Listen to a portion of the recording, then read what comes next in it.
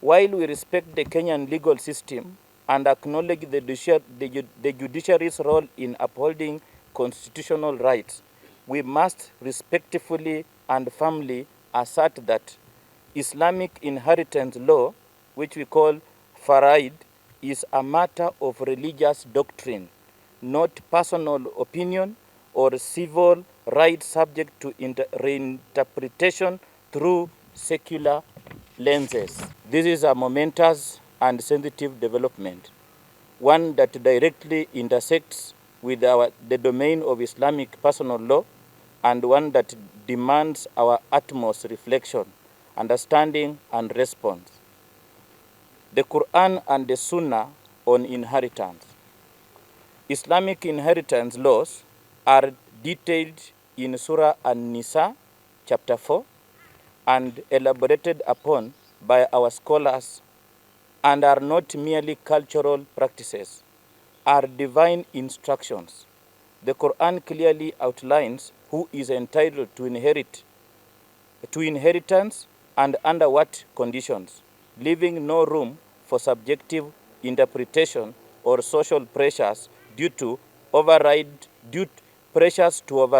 Allah's commands. We call upon the government of Kenya, and specifically the Qadhi's court and the relevant ministry, to 1. Respect the autonomy of Islamic personal law as enshrined in the Kenyan Constitution under Article 170 and ensure it remains untouched by civil reinterpretation. Number 2, enhance the role of Qadhi's courts by expanding their jurisdiction, resources, and authority in matters of inheritance, marriage, and family according to Islamic jurisprudence. What our government has done, or our judiciary has done, has sidestepped or stepped on teachings of Islam, contrary to what the Quran says. So we are put in a very difficult situation, whereas down here we have introduced forums on interfaith to create cohesive situation, to love each other, despite the fact that you belong to Muslim or you are a Christian or what. We notice that the executive wameanza kutuchochea, because when they come out with such a decision which is against Allah's or God's teachings, we are put in a situation where we have to respond the way we are now responding.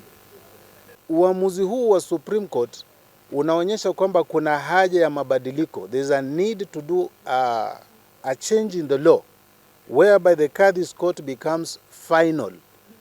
We cannot have a case that started in the Qadhi's court only to reach at its apex. For somebody with whatever reasons decides to change course and go to the other court so that it's nullified. Something has to be done so that Qadhi's court is of finality. The law that a child born out of wedlock is not going to inherit, it will remain, whether we like it or not, it's something that is going to remain. So the better, the earlier we accept, so that tuache Waislamu vile wamekubaliwa kuendesha Qadhi's court na sheria zao, waendelee, because it's something they're not going to change just because a Supreme Court has made a decision.